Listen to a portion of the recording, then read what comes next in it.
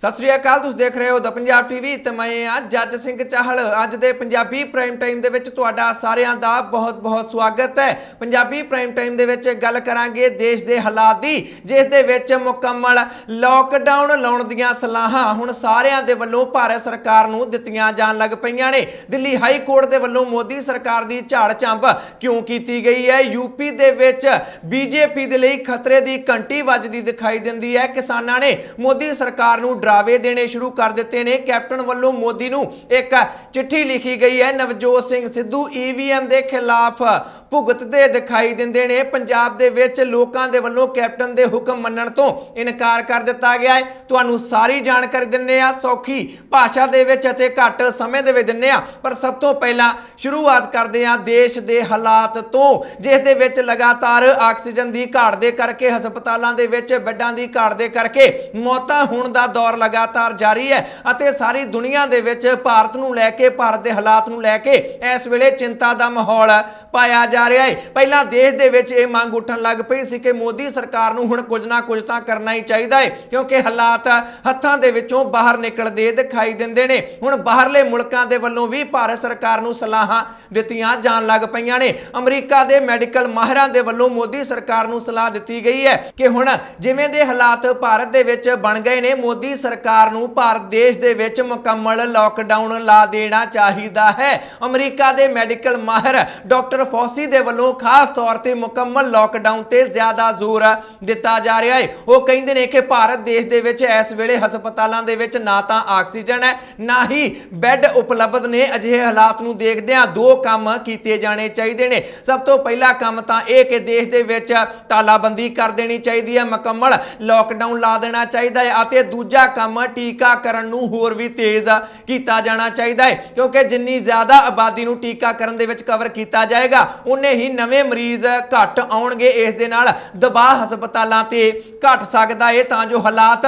Control दे विच आ सकदे ने। बाहरले मुल्कां दे वल्लों लगातार भारत दीआं उड़ानां ते पाबंदी लाई जा रही है। हुण अमरीका दे वल्लों भारत तो आउण वालीआं उड़ानां ते अणमिथे समय लई पाबंदी ला दित्ती गई है। देश दी गल करिए तां इंडियन प्रीमियर लीग IPL नूं मुलतवी कर दिता गया है, सस्पेंड कर दिता गया है। भावें कि देश दे विच किसी भी तरह के हालात सन, पर IPL वालियां नूं कोई भी असर इसदा पैंदा दिखाई नहीं दिंदा सी। वो अपने आप विच ही मस्त सन। पूरे देश दे विच अते दुनिया दे विच उन्हां दी किरकिरी हुंदी दिखाई दिंदी सी कि इन्हां नूं अपने देश दे नाल, देश दे लोकां दे नाल कोई भी लगा नहीं है। अते हुण जदों IPL खेड रहे खिडारियां नूं ही कोरोना हो गया तां उस तो बाद IPL दे प्रबंधकां नूं इह फैसला लैण लई मजबूर होना पिया है। हुण अगले मैच जिहड़े बाकी रह गए ने वो कदों होणगे, कित्थे होणगे, इस बारे फैसला बाद दे विच लिया जाएगा। पर फिलहाल हाल दी घड़ी IPL नूं मुलतवी कर दिता गया है। जेकर गल करिए कांग्रेस पार्टी दे साबका प्रधान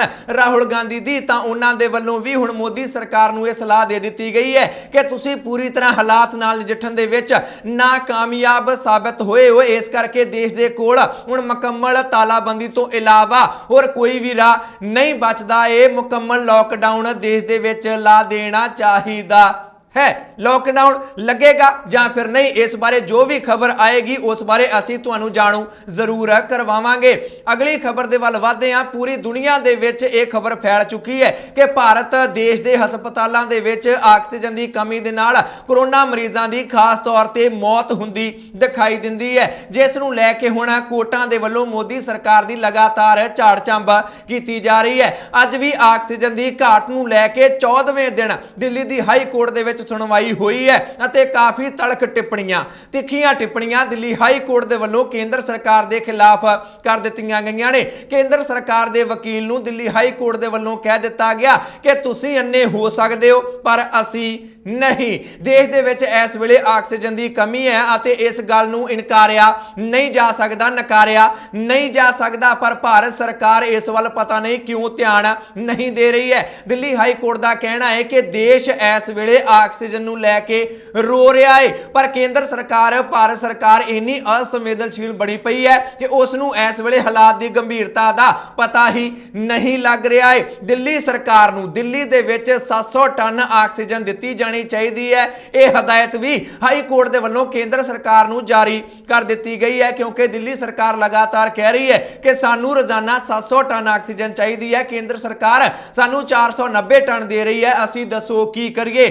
हुण हाई कोर्ट के वल्लों केंद्र सरकार की झाड़ झंब करदिआं यह भी हुक्म जारी कर दिते गए ने कि 700 टन रोजाना आक्सीजन दिल्ली नू मिलनी चाहिए है। जिन्हां सूबियां दे विच आक्सीजन की लागत घट है उत्थे सप्लाई वध है, उत्थों सप्लाई घटा के दिल्ली नू आक्सीजन की सप्लाई की जा सकती है। इस तरह मोदी सरकार लोकां दे विच भी किरकिरी करवा रही है अते कोर्टां दे कोलों भी उस नू तिखियां टिप्पणियां दा सामना करना पै रहा है। पर आक्सीजन की कमी की जेकर पंजाब की गल की जाए तो पंजाब के मुख मंत्री कैप्टन अमरिंदर सिंह के वलों भारत के प्रधानमंत्री नरेंद्र मोदी नू एक चिट्ठी लिख दी गई है। अपनी चिट्ठी दे विच कैप्टन अमरिंदर सिंह पंजाब विच आई आक्सीजन की घाट का जिक्र करते हैं। वो कहते हैं कि पंजाब दे विच 10,000 के करीब कोरोना मरीज आक्सीजन ते आ गए ने। आक्सीजन ते जिहड़े मरीज लगे हुए ने उन्हां दी गिणती 10,000 के करीब पहुंच गई है, जिस दे कारण पंजाब दे विच आक्सीजन की लागत वध गई है।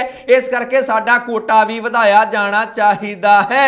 उन्होंने तो यह भी कह दिता है कि जिहड़े टीके ने वो भी सिर्फ 50,000 ही साडे कोल रह गए ने।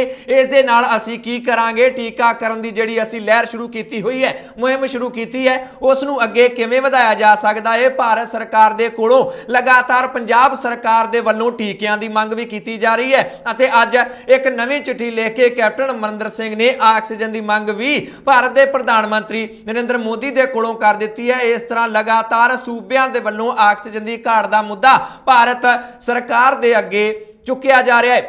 अगली खबर के वल वधदे हां, गल भारत सरकार की भाजपा की ही कर लैने आ। पश्चिमी बंगाल दे विच वड्डा झटका लगा, जिन्ना टीचा मिथया सी उहदे अध विच भी भाजपा नहीं पहुंच सकी है। पर हुण दूजे सूबियां तो भी बीजेपी दे लई खतरे दीयां घंटियां वजदियां दिखाई दिंदियां ने। उत्तर प्रदेश नूं भाजपा दा हुण गढ़ मन्निया जांदा है, क्योंकि पिछलियां विधान सभा चोणां दे विच भाजपा ने चमत्कारी जित यूपी दे विच दर्ज कीती सी। लोक सभा चोणां दे विच वड्डी गिणती विच संसद मैंबर भाजपा दे जिते सन, पर हुण पश्चिमी बंगाल दीयां चोणां दे नाल नाल यूपी विच भी भाजपा नूं तगड़ा झटका लगदा दिखाई दिंदा है। उत्थे पंचायती चोणां होईयां ने जिन्हां दे विच अयोध्या विच भी बड़ा बुरा हाल हो गया है भाजपा दा अते पीएम नरेंद्र मोदी दे लोक सभा हलके विच भी बीजेपी नूं तगड़ा झटका लगा है। जेकर अयोध्या दी गल करिए तां उत्थे 40 सीटां दे विचों बीजेपी नूं सिर्फ 7 सीटां दे नाल ही सबर करना पिया है।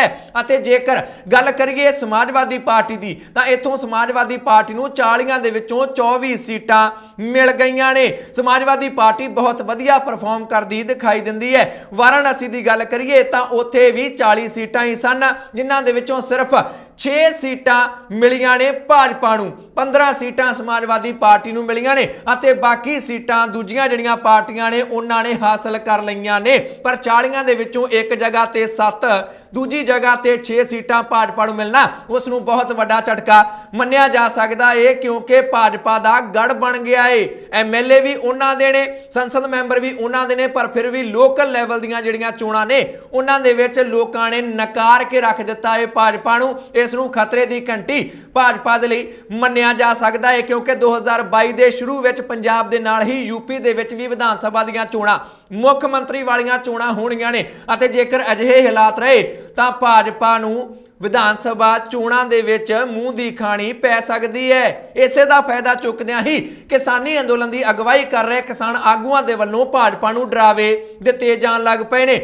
सिंघू बार्डर की स्टेज तो लगातार किसान आगूआं दे वल्लों मोदी सरकार नूं भाजपा नूं चेतावनी दित्ती जा रही है कि साडीआं मंगां नूं छेती तो छेती मन्निया जाना चाहिए है, क्योंकि तुसीं जिन्ना साडे अंदोलन नूं लम्मा खिच्चोगे चोणां आई जाणगीआं ते हुण तां वारी उत्तर प्रदेश दी है। जेकर उत्तर प्रदेश दीआं चोणां तक किसानी अंदोलन चलदा रहा, साडीआं मंगां ना मन्नियां तां इन्हां सूबिआं दे विच जिन्हां दे विच भी चोणां होणगीआं पंजाब दे विच तां कहिंदे ने कि तुसीं भुल ही जाओ, तुहानूं कुछ भी नहीं मिलना है। पर जिहड़ियां बाकी सूबिआं दे विच चोणां होणीਆਂ ने उत्थे जाके असीं लोकां दे विच प्रचार करांगे कि भाजपा नूं वोटां ना पाओ तां फिर तुहाडीआं जमानतां भी जब्त हो सकदियां ने। यह दावा किसान आगूआं दे वल्लों भाजपा दे खिलाफ कीता जा रहा है। उन्हां नूं लगातार चेतावनियां ਦਿੱਤੀਆਂ ਜਾ ਰਹੀਆਂ ਨੇ।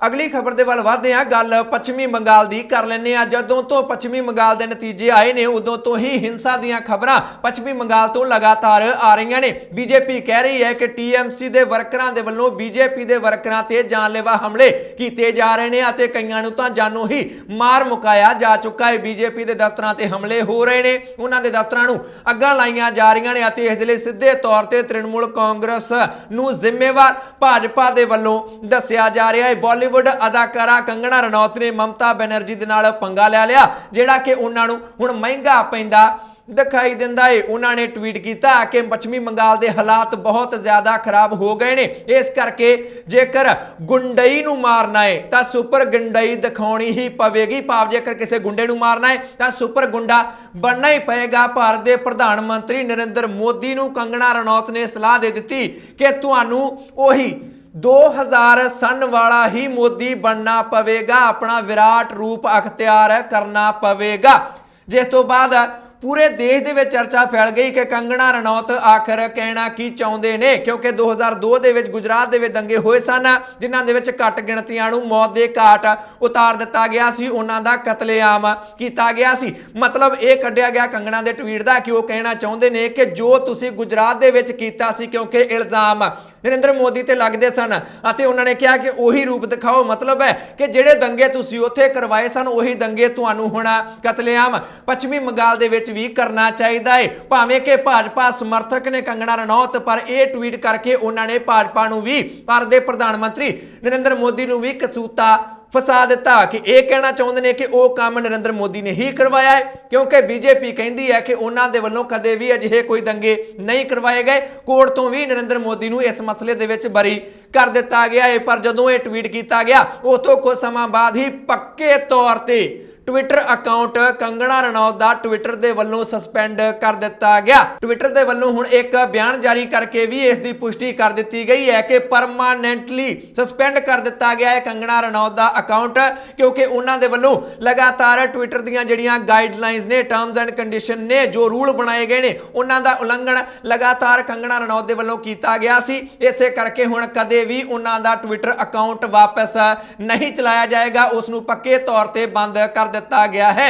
जदों उन्हां दा ट्विटर अकाउंट बंद किया गया, इस तों इलावा कलकत्ता पुलिस दे वल्लों 153 ए दी धारा दे तहत कंगना रनौत ते परचा भी दर्ज कर लिया गया। जदों ये सारा कुछ हो गया तो इस घटनाक्रम तो बाद कंगना रनौत दे वल्लों अपने ऑफिशियल फेसबुक पेज ते एक वीडियो जारी की गई, जिस दे विच उन्हां दा रो रो के बुरा हाल होया पिया सी। कंगना रनौत का कहना है कि इस वेले पश्चिमी बंगाल दे विच हालात बहुत ज्यादा खराब हो गए ने। उन्होंने भारत के प्रधानमंत्री नरेंद्र मोदी नूं एक सवाल भी पूछा, वो कहते हैं कि तुसीं देशद्रोहियों के कोलों डरदे क्यों हो, तुहानूं नहीं डरना चाहिए क्योंकि हुण ये देशद्रोही देश चलाउणगे। ये सवाल उन्होंने अपने ही मनपसंद प्रधानमंत्री के कोलों पूछ लिया। इस वीडियो दे विच उन्होंने इंकशाफ भी किया, ये गल भी मान लई कि भाजपा मेरी फेवरेट पार्टी है, मैं सपोर्ट करदी हां भाजपा नूं अते मोदी सरकार नूं, पर मैं इस वेले इन्हां नूं सवाल पूछना चाहुंदी हां कि कोई भी कार्रवाई पश्चिमी बंगाल की तृणमूल कांग्रेस की सरकार ते क्यों नहीं की जा रही है। क्योंकि कंगना रनौत दे वल्लों मांग की जा रही है कि मोदी सरकार नूं पश्चिमी बंगाल दे विच राष्ट्रपति राज ला देना चाहिए है। उत्थे किसी भी सरकार दे वल्लों सही तरीके नाल काम नहीं किया जा रहा है, शरेआम मौतां हो रही ने, कतल हो रहे हैं। इसे करके ही उन्हां दा रो रो के बुरा हाल होया पिया है। मंग कर दी है कि देशद्रोहियों नूं बख्शिया नहीं जाना चाहिए। देशद्रोहियों तो उन्होंने कहने का मतलब यह है कि ममता बनर्जी की सरकार हुण पश्चिमी बंगाल दे विच नहीं बन दी जानी चाहिए है, क्योंकि वो पश्चिमी बंगाल के मुख्यमंत्री बनने के काबिल नहीं। अगली खबर के वल वधदे हां, यह भी पश्चिमी बंगाल के नाल ही जुड़ी हुई है। नंदीग्राम विधान सभा सीट तो पहला ममता बनर्जी नूं जित्तिया होया दस्सिया गया, उस तो बाद उन्हां नूं हारिया होया इलैक्शन कमिशन के वल्लों दस दिता गया। ममता बनर्जी ने एक मैसेज दिखा के यह दावा किया कि नंदीग्राम के रिटर्निंग अफसर ने चोण कमिशन के एक अधिकारी नूं एक मैसेज भेजा कि जेकर इत्थे दोबारा गिणती करवाई गई तो उसकी जान नूं खतरा है।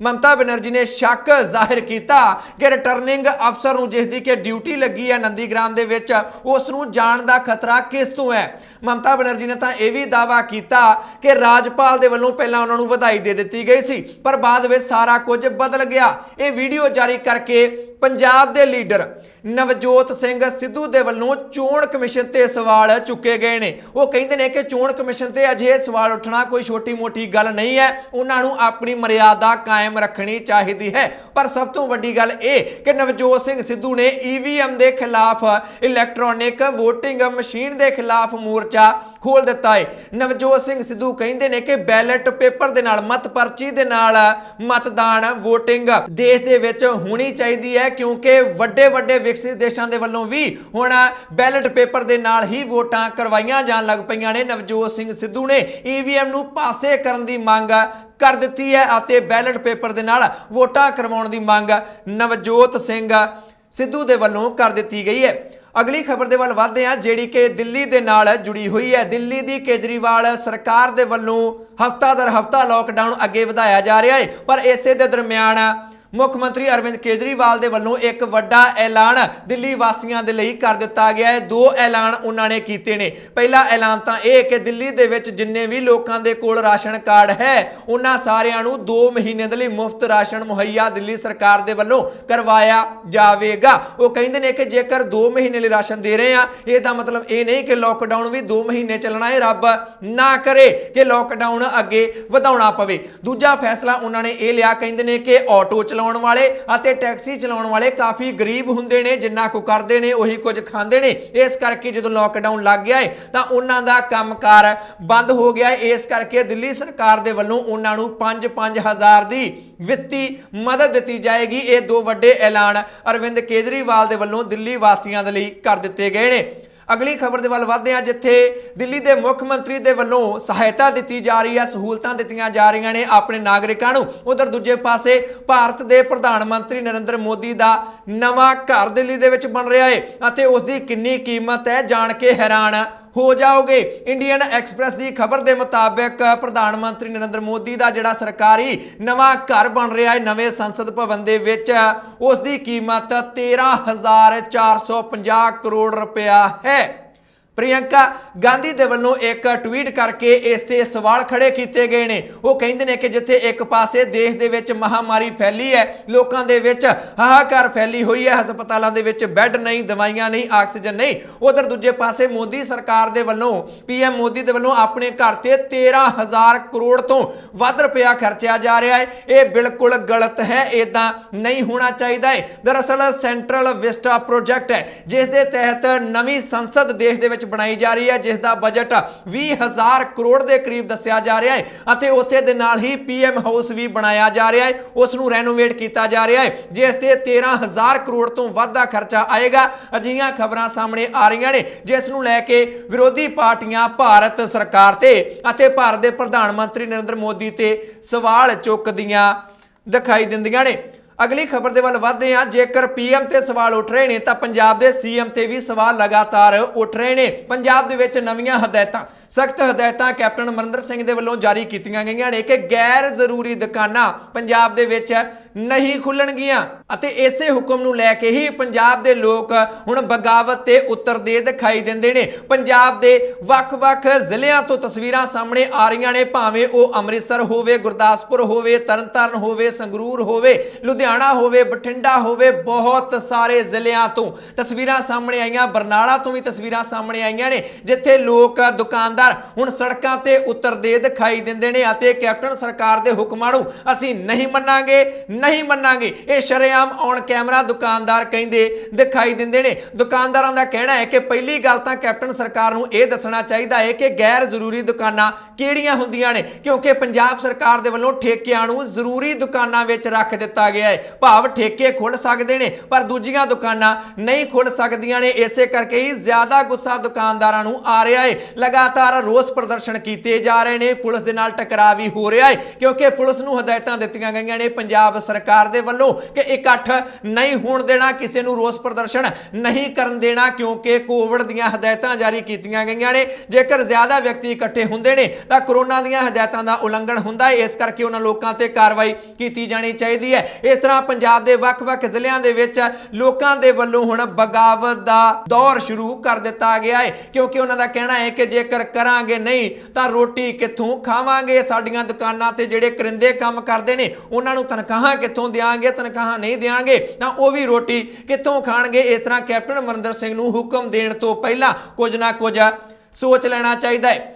ਅਗਲੀ ਖਬਰ ਦੇ ਵੱਲ ਵਧਦੇ ਹਾਂ। ਭਾਵੇਂ ਕਿ ਕੈਪਟਨ ਅਮਰਿੰਦਰ ਸਿੰਘ ਨੇ ਕਹਿ ਦਿੱਤਾ ਇੱਕ ਮੁਕੰਮਲ ਲਾਕਡਾਊਨ ਅਜੇ ਪੰਜਾਬ ਦੇ ਵਿੱਚ ਨਹੀਂ ਲੱਗੇਗਾ, ਪਰ ਪ੍ਰਵਾਸੀ ਮਜ਼ਦੂਰ ਜਿਹੜੇ ਕਿ ਵੱਖ-ਵੱਖ ਸੂਬਿਆਂ ਤੋਂ ਪੰਜਾਬ ਦੇ ਵਿੱਚ ਕੰਮ ਕਰਨ ਲਈ ਆਏ ਨੇ ਉਹਨਾਂ ਦੇ ਵੱਲੋਂ ਪਲਾਇਨ ਦਾ ਦੌਰ ਲਗਾਤਾਰ ਜਾਰੀ ਹੈ। ਆਪੋ ਆਪਣੇ ਸੂਬਿਆਂ ਨੂੰ ਪ੍ਰਵਾਸੀ ਮਜ਼ਦੂਰ ਵਾਪਸ ਜਾ ਰਹੇ ਨੇ। ਵੱਖ-ਵੱਖ ਜ਼ਿਲ੍ਹਿਆਂ ਤੋਂ ਪ੍ਰਵਾਸੀ ਮਜ਼ਦੂਰਾਂ ਦੀ ਵਾਪਸੀ ਦੀਆਂ ਤਸਵੀਰਾਂ ਵੀ ਸਾਹਮਣੇ ਆਉਂਦੀਆਂ ਦਿਖਾਈ ਦਿੰਦੀਆਂ ਨੇ। ਪੰਜਾਬ ਭਾਜਪਾ ਦੇ ਵੱਲੋਂ ਪੰਜਾਬ ਦੇ ਵਿੱਚ ਇੱਕ ਨਵੀਂ ਮੁਹਿੰਮ ਸ਼ੁਰੂ ਕੀਤੀ ਗਈ ਹੈ। ਲੁਧਿਆਣਾ ਤੋਂ ਕੋਈ ਤਸਵੀਰਾਂ ਸਾਹਮਣੇ ਆਈਆਂ ਨੇ ਜਿੱਥੇ ਭਾਜਪਾ ਆਗੂ ਗੁਲਾਬ ਦੇ ਫੁੱਲ ਦੇ ਕੇ ਪ੍ਰਵਾਸੀ ਮਜ਼ਦੂਰਾਂ ਨੂੰ ਪੰਜਾਬ ਵਿੱਚ ਹੀ ਰਹਿਣ ਦੀ ਅਪੀਲ ਕਰਦੇ ਦਿਖਾਈ ਦਿੰਦੇ ਨੇ। ਭਾਜਪਾ ਆਗੂਆਂ ਦਾ ਦਾਅਵਾ ਹੈ ਕਿ ਇਹਨਾਂ ਪ੍ਰਵਾਸੀ ਮਜ਼ਦੂਰਾਂ ਨੂੰ ਵਾਪਸ ਨਹੀਂ ਜਾਣਾ ਚਾਹੀਦਾ ਹੈ। ਪੰਜਾਬ ਦੀ ਤਰੱਕੀ ਦੇ ਵਿੱਚ ਇਹਨਾਂ ਦਾ ਵੀ ਬਹੁਤ ਵੱਡਾ ਯੋਗਦਾਨ ਹੈ। ਪੰਜਾਬ ਭਾਜਪਾ ਦੇ ਆਗੂਆਂ ਨੇ ਪੰਜਾਬ ਸਰਕਾਰ ਨੂੰ ਅਪੀਲ ਕੀਤੀ ਹੈ ਕਿ ਪ੍ਰਵਾਸੀ ਮਜ਼ਦੂਰਾਂ ਦਾ ਪੂਰਾ ਧਿਆਨ ਪੰਜਾਬ ਦੇ ਵਿੱਚ ਰੱਖਿਆ ਜਾਣਾ ਚਾਹੀਦਾ ਹੈ ਤਾਂ ਜੋ ਇਹਨਾਂ ਨੂੰ ਵਾਪਸ ਆਪਣੇ ਸੂਬਿਆਂ ਨੂੰ ਨਾ ਜਾਣਾ ਪਵੇ। ਪੰਜਾਬ ਦੇ ਮੰਤਰੀ ਸੁੰਦਰ ਸ਼ਾਮ ਅਰੋੜਾ ਦੇ ਵੱਲੋਂ ਵੀ ਪ੍ਰਵਾਸੀ ਮਜ਼ਦੂਰਾਂ ਨੂੰ ਅਪੀਲ ਕੀਤੀ ਗਈ ਹੈ